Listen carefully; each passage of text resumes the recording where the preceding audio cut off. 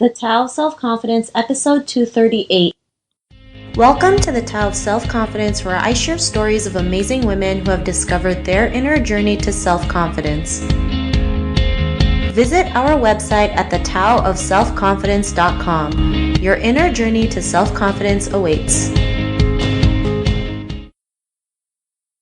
Well, hello friend. Welcome to the Tao of Self-Confidence, where I share stories of amazing women who have discovered their inner journey to self-confidence. I'm your host today, Sheena Yap Chan, and today I have a phenomenal lady on the show today. She was crowned Miss Korea 2010, and she is also the co-founder of LifeSite.co. And I'm just really excited to have her on and share her story with us today. So without further ado, I'm going to introduce you to Yoon-Jin Chang. Yoon-Jin, how are you today? Maybe you could fill in a little bit more about yourself to our listeners. Hi, my name is Yoon-Jin Chang. I was Miss Korea 2010, and also I was one of the first accelerator in Korea called Kstartup's partner before I started a company called LifeSite.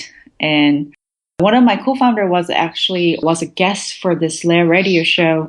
But what we do is we are a cloud service for families to organize and manage all their important documents and like will or trust, anything very important, and then share very easily within their family network or lawyers or wealth managers and so on. So I started this company and then I moved from Korea last year, and I'm very excited to be an entrepreneur and I follow my dream right now. Awesome. Well, thanks for sharing that. And Yoon-Jin, what's your cultural background? So I am 100% Korean. I was born and raised in Seoul, South Korea, and I just moved to San Francisco last September in 2015. Awesome. Well, thanks for sharing that. And I love San Francisco. Great city. Lots of things to do. Lots of places to eat. Right. And Yoon-Jin, what would be your favorite self-confidence quote? So I made it actually. It's having my own story, and don't forget your identity and who you are. That's one of my favorite quotes. And the other quote is, book is the gift for your heart and tool for changing your life. These are two quotes. I put it on my notepad and then read it every day. Awesome. And I love when guests come up with their own quotes. I think it's amazing that, they just come up and live by what they say. So, that's cool that you made one up too. And and in your own words, how would you define self-confidence? So for me, self-confidence actually comes from you knowing what I want, who I am, and who I want to be with, and what kind of talents I have. And that's the most important thing to aware of having self-confidence. I'm going to explain about my experience, but I gained my self-confidence through my experiences or whatever I did from that experience. I try to really focus on who I am and what I'm really talented in and what I can really achieve for society or people that I love or to add value to the world. And I think for a lot of people, they just get affected by other people's lives or their quotes, whatever other people say, that they forget who they are. And actually, the bottom line is everything comes from you. Everything, you have to keep researching who you are and keep knowing. And it's okay, you don't find it right away, but then it's really important to keep asking who you are and what do you want. That was definition of self-confidence, actually. I love it. And it's so true, especially as Asian women. Yeah. We've been so programmed to not think for ourselves because everything has been pretty much laid out for us, right? It's like, right. You go to school, you get good grades, you take a really good course in college or be doctor or lawyer, right. And then, you get a good job, you buy the house and white picket fences and you marry somebody and then exactly that's your life laid out pretty much, right? And not that it's a bad thing, but there's more to life out there than that. And sometimes you end up marrying the wrong person and you end up in these situations that you can't get out of because you're stuck there. You're stuck there and you're afraid if you tell somebody, you're afraid of shaming the family. and everyone's going to start talking about you. I mean, it's just this whole crazy cycle. So it's really important to know what we want, who what we want, and know what we want, and who we are, be our authentic self. So I really love that definition. And Yoon-Jin, what was your life like before your discovery of self-confidence?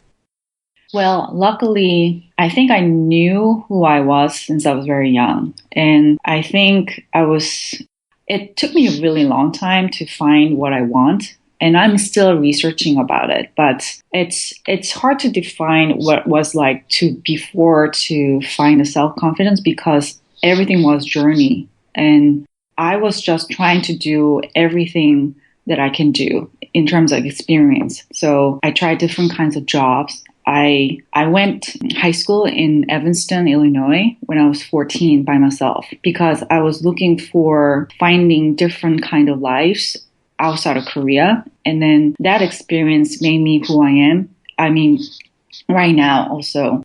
And I don't think that like just one moment or like one moment will define like, oh, I found myself confident. It was just a whole journey of my life that I keep knocking the door of different kinds of experience and keep asking myself who I am.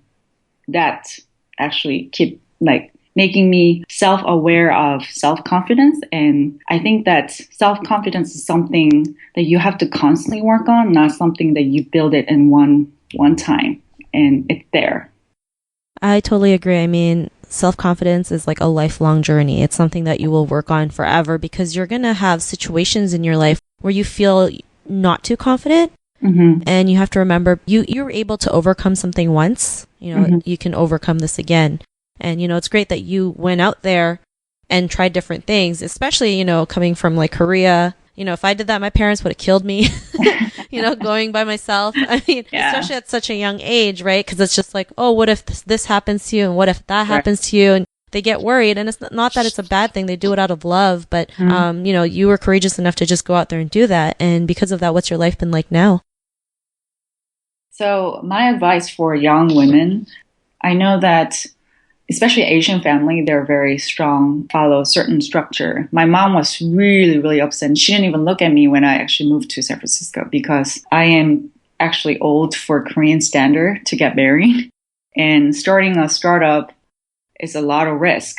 But I knew that this is something that I really want to challenge. I knew that that's something that I've been wanted to do, that I have to argue and negotiate and get it. And I think a lot of women, because they're scared to talk about it or because they conscious about what other people think about themselves, but it's your life. So I advise people talk about it, negotiate, and then find a way to make you happy or find your own journey. That's very important, I think. Thanks for sharing that. And, my grandma thinks I'm an old maid too, so you're not alone. It's like when I call her, the first question is, when are you going to get married? When are you going to walk down that aisle?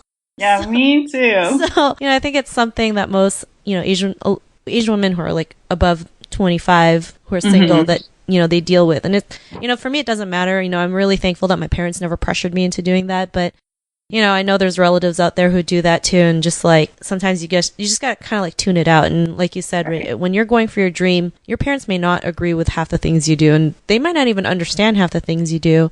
But if you keep on, just working on it and living your dream, they will break down and realize that you're doing something and making a difference. So, it's great that you're doing that, going out there, living your dream, going to San Francisco, building the business. And I know it's been doing quite well, which is great. And, if our listeners wanted to connect with you, is there any links or social media profiles we can connect with?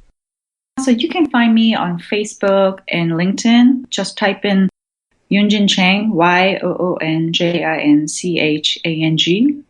Then you can find me. You can also Google me as well, but it will probably pop out with the Facebook and then LinkedIn.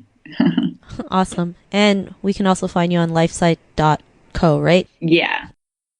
Awesome. Well, thanks for sharing that. And to our listeners, if you want to connect with Yoon-Jin, you can also head on over to theTaoofSelfConfidence.com and search for Yoon-Jin's name. Her show notes will pop up along with everything else we talked about. And I really just want to thank Yoon-Jin for taking the time to share her story with us and tips on self-confidence. So thank you so much. Thank you so much as well. Not a problem. It was awesome having you on the show. And to our listeners, be on the lookout for another new episode of another amazing woman's journey to self-confidence. And we'll talk to you later. Bye for now. Bye. Thank you for tuning in to another amazing episode of The Tao of Self-Confidence. Get your free audiobook by visiting our website at thetaoofselfconfidence.com. Your inner journey to self-confidence awaits.